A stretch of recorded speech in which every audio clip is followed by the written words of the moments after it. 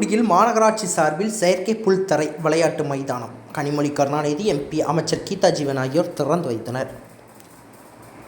இளைஞர்களை விளையாட்டில் ஊக்குவிக்கும் வகையில் மாநகராட்சி சார்பில் கால்பந்து, கைப்பந்து, கிரிக்கெட் உள்ளிட்ட விளையாட்டுகள் விளையாடுவதில் அதிநவீன வகையில் செயற்கை புல்வெளி மைதானம் மாநகராட்சி நிர்வாகம் சார்பில் அமைக்கப்பட்டுள்ளது. அதன்படி தூத்துக்குடி மாநகராட்சி சார்பில் வஉசி கல்லூரி அருகே செயற்கை புல்தரை மைதானம் திறப்பு விழா தூத்துக்குடி மாநகராட்சி மேயர் பெரியசாமி தலைமையில் நடைபெற்றது. இதில் ஆணையர் மதுபாலன் முன்னிலை வகித்தார். தூத்துக்குடி பாராளுமன்ற உறுப்பினர் கனிமொழி கருணாநிதி, அமைச்சர் கீதா ஜீவன் ஆகியோர் சிறப்பு அழைப்பாளராக கலந்து கொண்டு செயற்கை புல்தரை விளையாட்டு மைதானத்தை திறந்து வைத்து பார்வையிட்டனர்.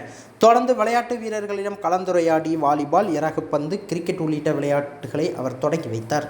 பின்னர் விளையாட்டு மைதானத்தில் அமைக்கப்பட்டிருந்த உடற்பயிற்சி சாதனங்களை கனிமொழி, எம்பி அமைச்சர் கீதா ஜீவன் ஆகியோர் பார்வையிட்டனர். இந்த நிகழ்ச்சியில் மாவட்ட காவல் கண்காணிப்பாளர் ஆல்பர்ட் ஜான் உள்ளிட்டோர் கலந்து கொண்டனர்.